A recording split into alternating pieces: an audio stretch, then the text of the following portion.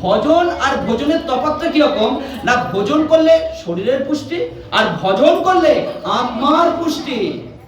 প্রতিদিন 2-5 মিলে সবই দ্বারেতে বসিয়া কীর্তন করো সবে হাতে তালি দিয়া, এটা যেন আমরা নাম করি, এটাই হচ্ছে ভজন।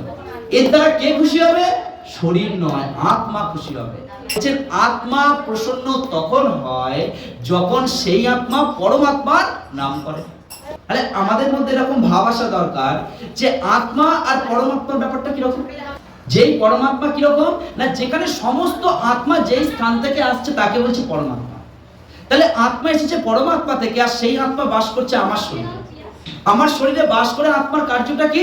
পরমাত্মা সেবা করা। তাই বলছেন ভোজনের মাধ্যমে দেহ সন্তুষ্ট, দেহ পুষ্টি, দেহ বল, আর ভজনের মাধ্যমে আত্মার পুষ্টি, আত্মার বল। তাই জীবনে ভোজন যত করছি ভজনটাও যেন ততটাই